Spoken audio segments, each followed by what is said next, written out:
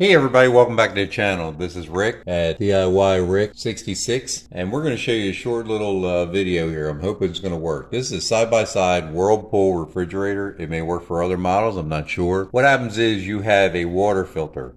It's in this little slot right here. Let's open it up.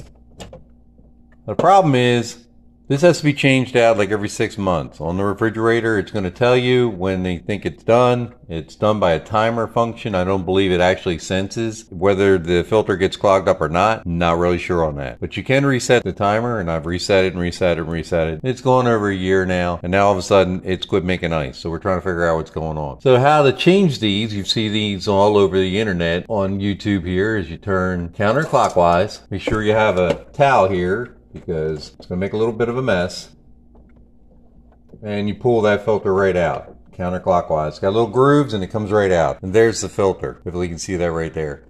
These run about 70-75 bucks a piece. Now the thing is, I have a whole house system. If you check my channel, I'll put the link up top there. You can click on it. So I have a single stage that does my whole house, has a carbon filter with a pleated filter. So I really don't need this. Okay, see how this moves? That's just so you can get the filter in and out. It's real easy for your hand. But if you can see up in here, you can hear it. I'm hitting it. There's little latches, and let me take the phone off and I'll show you. But this little latch right here, that depresses the filter, and it lets the refrigerator know that there's a filter installed. Once it's pushed in and you shut your door, it resets itself and you're good to go. So we have to figure out a way to depress this and keep it in so that the filter mechanism here is bypassed. We won't be using that at all. It'll just go right through to the ice makers and the water dispenser without having to worry about this. So my idea is I'm going to take the old filter, which is this right here, and we're not going to use this anymore. I'm going to cut this right here with a hacksaw. Whatever kind of saw you can get through here. It's pretty tough plastic. So we're going to use this as the spacer. We're basically going to slide it back up in there. Let's call it right here where the label is for this number 2, Everydrop. And I'm going to cut right through there, actually a little groove right there, with a hacksaw. And I'm going to slide it back in there. And that should take away that alarm and depress those latches and make it think there's a filter installed. Now, no water's going to come out of there because you see how it has all these O-rings and stuff in there? You're not going to have anything in there, so it's not going to come out. There's nothing depressed in there. So it's just going to go through its normal function without going through a filter or leaking out. That's the idea. Let's see what happens. Okay, so for those of you that don't have a lot of tools or you're not big DIY people, just wanted to show you. So you're going to cut that right where that label is, like I talked about. And you're going to cut right through there. There's a carbon block in there, and there's also that plastic, and you're going to follow that line right around. Alright, so now you can see it's cut apart. You can see the carbon block in there. Like I said, after a year's worth of use, it may have clogged up. We don't have anything really coming down the line since we do have a single stage filter on there, but who knows, maybe the carbon block starts to break down, and that could be a problem. So we're going to clean this out. This should just probably tap right out and come right out. You're going to throw this end out, and this is the end you're going to use right here. 4 1/4, and hopefully that's not too long. If it is, we can always cut it down a little bit more if we need to. That's going to be our spacer. Okay, so this is going to make a mess, but just for you, I'm going to show you how easy this is going to come out of there. There it is.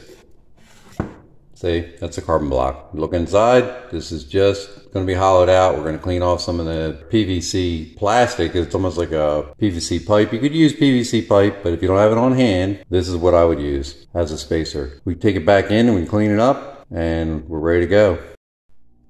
All right, with my helper King over there. So it's all cleaned out now. And there you are. There's your spacer. So we take this over here. Sorry for the jitter, but this is the only way I can show you. There's the latch we're talking about right there.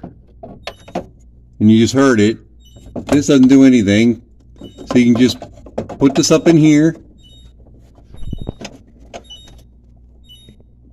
Try to keep my hand out of the way and focus. And then you're just going to close it back up just like the filter's in there. Now you hear it? Come over to the refrigerator. And let's go into options. It says filter status. You're going to click that.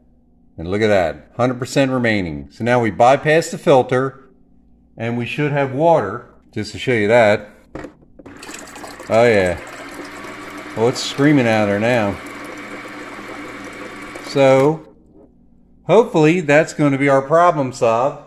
and we'll start making ice again. And that's going to save you some money. Now, alright, in true honesty, I wouldn't recommend this unless you really have some good water coming from your water company. If you trust their water and you want to bypass that filter and want to save yourself hundreds, if not thousands of dollars over the years of keeping your refrigerator, not having to buy those replacement filter cartridges, because they tell you to replace them every 6 months. That can get a little pricey. But like I said, I have like a $200 single stage that does my whole house single stage filter system, and I really don't need that. It's kind of overkill, and I'm not sure whether maybe this was built over a year and a half ago, if when they were dragging their lines underground here, that they got some sand in some of our feed lines to the house. It's a possibility, and they finally worked their way through to that filter. Don't know why that filter would have clogged up unless over the time maybe the carbon block starts to break down and it starts to clog up the flow on the filter. Who knows? But hopefully that's going to help you. Let me know. Give me some feedback. Give me a thumbs up. Please subscribe. Share with your family and friends. Let other people know you like this video and like our channel. Smash that bell icon. Tells you immediately if we have any videos coming up. You never know what kind of goofy video I may put up next on this DIY channel that does everything. Take care, everybody. Hope you're happy and healthy.